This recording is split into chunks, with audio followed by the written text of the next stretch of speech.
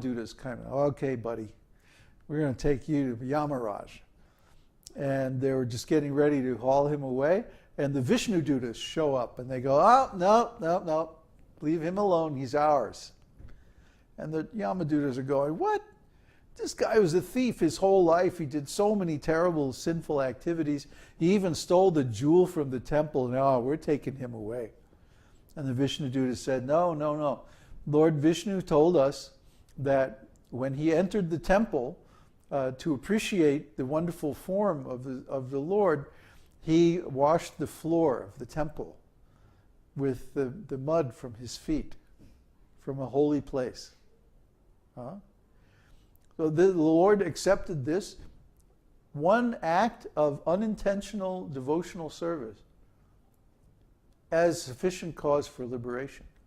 Or how about Ajamil? Ajamil was born in a nice Brahmana family, and then he fell down and married a prostitute and did all kinds of nonsense his whole life. But he did one thing right. He named his son Narayana.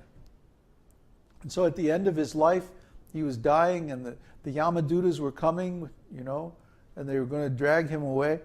And he was calling for his son. Narayan, Narayan. But since he happened to name his son Narayan, he was chanting the holy name. And immediately the Vishnu Dutas came and said, no, you can't take him. He's purified by his accidental chanting, like that. And then they gave him the benediction that, okay, because you chanted sincerely, this is called namabhas, the reflection of the holy name. It's not even the pure holy name, it's just the reflection of the holy name, chanted by accident. Huh? What was that store in Mexico? Grocery Rama or something like that? Super Rama. Everybody who goes to that store probably goes back to Godhead, Wasn't there a beer company in Santiago? A beer company? Brahma. Brahma beer, that's right. That's right. You see it everywhere. Well, Brahma, they go to the impersonal Brahman. Already there. Well, maybe. Anyway, the Vishnu Dutas said, okay, Ajamil, you get a special benediction because you chanted the reflection of the holy name, Namabhas. Then you don't die now. You get an extra term of life in which to clean up your act.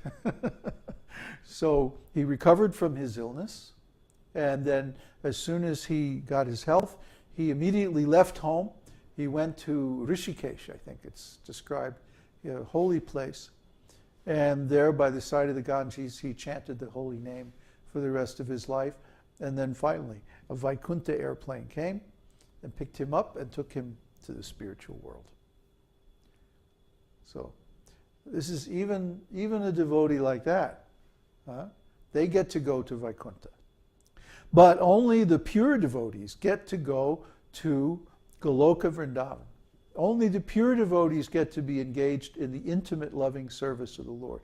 Only those who develop a spontaneous loving attachment to the holy name and chanting through service attitude, they get to go to the holy Dham, the highest holy Dham of Vrindavan, or Mayapur, Navadvip, the abode of Lord Chaitanya. So one should try to develop this service attitude.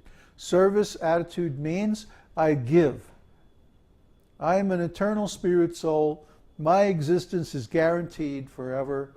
I don't have to worry about eating, sleeping, taking care of my body. All this is already destined by my karma, and I don't have to work hard like a dog or a donkey. I can simply chant the holy name, preach this process of devotional service to whoever will listen, and Krishna will take care. Krishna will take care of me. You think People in the West have this idea that India is like so full of poverty and stuff like this, you know, because just because in the Western news media they present these bogus statistics like the average Indian makes 42 cents a day or something like that. Well, yeah, 42 cents a day is going to buy you like enough to eat and enough clothing, and you know. So you go in India and you go to these places called dharmashalas. Dharmashalas are like dormitories that are given by rich men for the good of the society, and the sadhus go and live there. So you go to some place like Dwarka or Rishikesh or Nainital, Badranath, or any place along the Ganges or along the Jamuna River, the outside of the cities, out in the country, and you'll find so many sadhus living there. And somehow or other they get their chapatis, and somehow or other they get some veggies, and somehow they get some clothing, discarded clothing laying by the side of the road or whatever, and they patch it up and they fix it up, and somehow they're living. They're walking up and down India. In the summertime they go into the Himalayas. And in the wintertime they come down South India where it's nice and warm.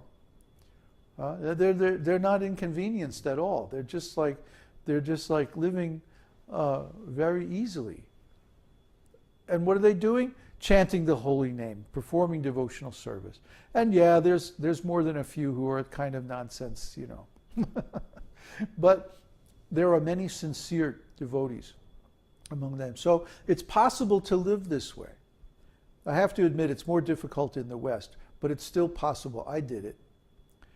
When I retired in 2001, you know, I went to Hawaii and I just chanted and chanted and chanted until I made it, until I realized Krishna. Then I just sold everything. By that time my unemployment was up and I was out of money. So I just sold everything. And then I started traveling around, and somehow or other Krishna took care of me. I mean, you know, I couldn't explain it now if you asked me how it happened. How did Krishna take care of it? Well, somehow or other, through other devotees and friends and students and people who cared somehow or other. I always had a place to stay. I always had food to eat. I never starved, you know. It was astonishing. It was amazing. And every time I was totally out of money and everything was, you know, falling apart, and there was a total emergency, I was out of everything, then boom, something would happen. Krishna would arrange something.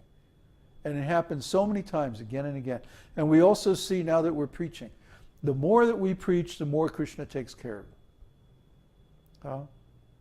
So we just want to expand our preaching more and more.